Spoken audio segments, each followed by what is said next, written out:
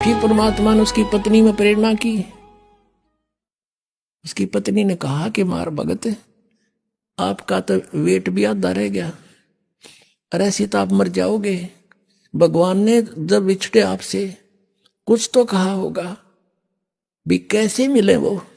उन्होंने कहा कि वो कहते हैं कि जहां धार्मिक भंडारे होते हैं, यज्ञ होते हैं, साधना करते हैं, जो भगत इकट्ठे होते हैं, तो कोई भंडारा करता है तो मैं अवश्य जाता हूं और उनको ज्ञान चर्चा करते हैं परमात्मा। जैसे आपने ऋग्वेद मंडल नंबर 9 और सूक्त नंबर 86 के मंत्र 26-27 में पढ़ा कि वो परमात्मा हमारे यज्ञों में, धार्मिक यज्ञों में बिजली अत्यधिक गतिशील पदार्थ के समान आकर प्राप्त होते हैं, गुप्त रूप में आकर बैठ जाते हैं वहां पर। और वही परमात्मा ने कहा कि वो ऐसे धर्म भंडारे होते हैं, धार्मिक यज्ञ होती हैं, वहां अवश्य जाता हूं, क्योंकि वहां मेला भरता है, भक्तों को बैठा के समझाते हैं, चर्चा करते हैं गुप्त रूप में। तो आमनी ने कहा कि आप भंडारा कर दो। धर्मदास ने कहा एक दिन में क्या हुए हैं, एक दिन में तो पता भी ना चला किसी ने। आमनी बोली तू कर ले जितने दिन का करना हो, कि 3 दिन का करना पड़ेगा, अब 3 दिन का कर ले। उसने 3 दिन का भंडारा, धर्म भंडारा दिन निश्चित कर दिया। आसपास सब चिट्ठियां भिजवा दी कि दूर तक। अब पहले दिन सब भोजन करके साधु संत महात्मा चले गए, वो तो नहीं आए, देखता रहा। उसकी पत्नी ने पूछा कि महाराज जी आए क्या, महाराज जी? कि नहीं, आज तो नहीं आए। अगले दिन फिर ऐसा ही हुआ। तीसरे दिन आफ्टरनून हो गया, भंडारा यानी भोजन चल रहा है, साधु संत खाकर जा रहे हैं। अब धर्मदास ने फाइनल फैसला कर लिया, क्योंकि वो तो आत्मा के पुकार सुनते हैं, कि यदि आज आप नहीं आए, कल आपका दास नहीं रहेगा संसार में। अब जिया नहीं जा मेरे थे, आज तक की आस थी शायद आज आ जाएंगे। अंतर वो तो कहते हैं चिट्ठी पायल बाजे पैर, साहिब सुनता है सब लहर। अंतर्यामी सारी जानते हैं, उन्होंने देख लिया कि आज भगत मरेगा, अब नहीं जीवेगा, क्योंकि फाइनल फैसला था उसका कि ये भंडारा पूरा हुआ और मैं आत्मघात करा।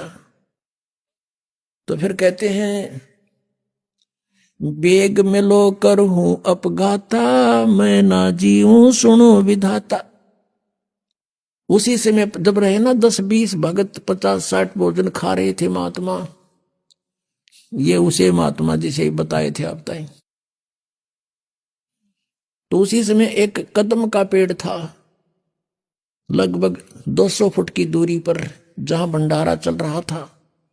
वहां आकर उसी जिंदे वाले महात्मा के रूप में वहां पर बैठ के आके धर्मदास की, वैसे वो देख तो रहा था ऐसे ऐसे पल पल में। जब नंग आ गई, हक वो बैठे महाराज जी तय नंगे पैरा नो दौड़ के नो देखा जानते कति नो वो के चरणा नो सीने लाग गए न चपट गए, जो कर बालक अपने माता पिता के चिपक जाता है। अन्नो देखे, अन्नो कहे भगवान इनका छोड़ के ना जाइयो, ये परमात्मा आपका जो कहोगे सारी सुनूंगा। तब परमेश्वर ने कहा धर्मदास इन पहले फारग कर नकलिया ने, फिर बतलावांगे आपस में। अकना जी इब के ना जाइए, अग नहीं बच्चा नहीं जाऊंगा, बस विश्वास कर मेरा। अब वो एक कदम एक बार धन्यू देखे, फिर उन्हें तो डगाने थे, वो फटाफट करके फारेगे और परमात्मा को कहा आपके दास की कुटिया आ जाओ यहाँ पर थोड़ी देर, अंदर बतलावांगे। अंदर ले गया, भगवान को जैसा भी बैठने को साधन दिया, अपनी पत्नी से बुलाया कि आजा भाग जा, भाग गया आमनी, मेरा धन पा गया, मेरा धन पा गया। दोनों एक एक पैर पकड़ कर बैठ गए।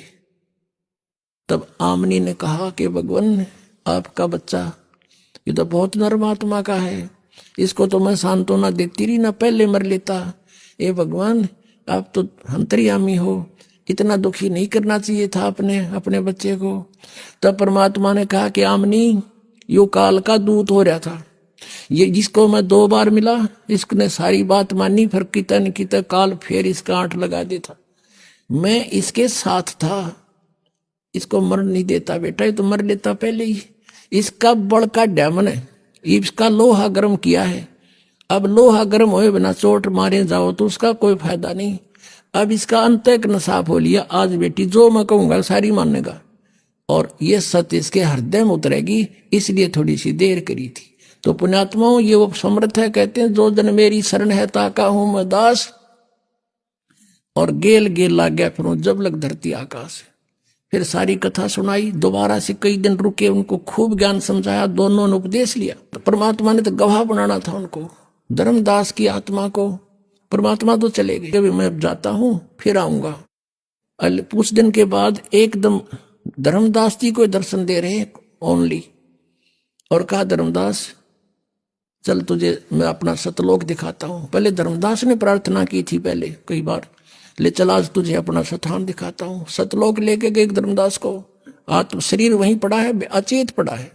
3 दिन हो गए, रिश्तेदार इकट्ठे हो गए, गांव के इकट्ठे हो गए, नगर के लोग आने लगे। क्या हो गया कि पता नहीं क्या बीमारी होगी, बेहोश पड़ा है, कोमा में चला गया। तीसरे दिन परमात्मा ने सब कुछ ऊपर दिखाया, सारा सतलोक दिखाया, वहां की सतीची दिखाई, वहां की जो रहते हैं हंस लोग, वहां की दुनिया दिखाई सतलोक की, कि यहाँ कभी बुढ़ापा नहीं आता, यहाँ कोई दुख नहीं होता, यहाँ मृत्यु नहीं होती, तुम यहाँ रहते थे और अपनी गलती से तुम चले गए। अब धर्मदास कहता भगवान मुझे यहीं रख लो, अब वापस ना भेजो प्रभु, मुझे यहीं रख लो। मत भेजो महाराज काल की नगरी है, मोहे राख लियो महाराज काल की नगरी है, मोहे मत भेजो महाराज हमसे बिगड़ी है। वहां जाके पता चलता है कि सचमुच हमने जुल्म किया, यहां से गए किस कारण से गए, और रो है बहुत बुरा हाल कर दिया भगवान, वापस ना भेजो तो बहुत बूढ़ी स्थान है। तो परमात्मा ने कहा तो जा बेटा, यहां ऐसे नहीं आया जाता, नो तो मैं सारे ले आऊं एक बार। तुम अपनी मर्जी से गए हो, अपनी इच्छा से वापस आओगे, और इतने ही धनी बनकर आओगे जितने धनी यहां से बनकर गए थे। जितने धनी तुम यहां थे भक्ति के शक्ति, इतनी नीचे इकट्ठी करनी पड़ेगी। उसका मैं एक मंत्र दूंगा, तू चल वहां पर, और मंत्र दूंगा तुझे सतनाम, उसका सिमरण करना, उसके भक्ति के धन से तुम वापस आओगे। ऐसे नहीं बेटा बात बनेगी। तीसरे दिन जब वापस आत्मा छोड़ दी तो वो जागा, तब उसको पता चला कि ये भगवान तो वहां काशी में रहता हूं। सतलोक से जाकर पता लगा, वहां से चल पड़ा पैदल, बनारस में पहुंचा, रामानंद जी के पास पहुंचा। वहां से पता चला कि कबीर मेरा शिष्य है लेकिन मेरा गुरु भी है। तब मालिक से वहां मिले, फिर कहा कि हे भगवान आपने मेरी आंखें खोल दी, परमात्मा दीक्षा दो अब दोबारा। नए सिरे तो मालिक ने उपदेश दिया, सतनाम दिया, उसकी मोक्ष किया, सार नाम दिया और उसका कल्याण किया। बोलो सतगुरुदेव की जय हो।